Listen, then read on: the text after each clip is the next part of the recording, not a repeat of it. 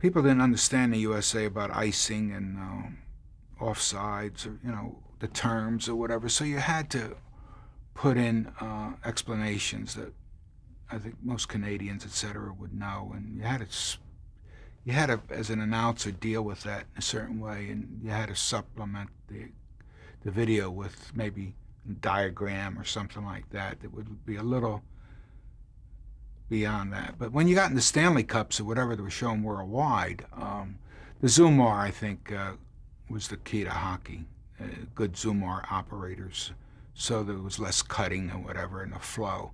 I mean, if you're into a game properly, you're not thinking about who the heck's directing the game. I mean, the way to watch TV is to turn on the set and sit back and have them do all the work for you. The thing here is that one of the people under the misconception, I wrote in my future chapter of Playback, that someday that there would be large TV screens in all the stadiums. That happened, okay? I mentioned that, I don't know how it would be invented. I don't know if somebody invented the internet, but someday you'll get all these stats at home and whatever. I don't know. I said, but somebody will invent it, okay? But now when it gets to where you're controlling the cameras and all, that's work. To scroll down and get the statistics on a quarterback. Do you really want to do all that work? Or do you want to come home, open your beer, and watch the game, which I think you do want to do. So, a lot of that is projected into an unreality. In terms of hockey, though, how did you keep the audience clear on the movement of the puck? Well, it wasn't easy. Again,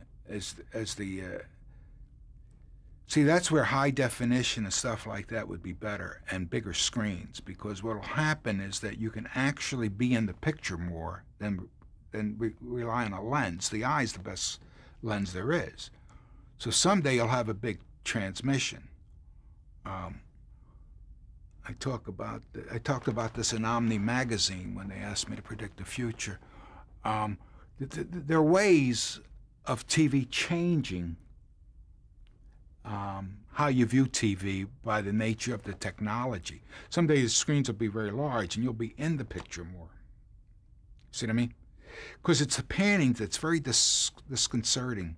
Panning and zooming and panning and, I mean, let's face it, say you're the cameraman. He hits it and all of a sudden he hits it back. And, I mean, give me a break.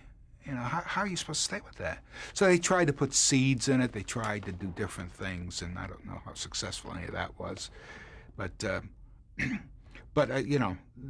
ability to crew does show up here. But someday the screens are going to help them and things like that.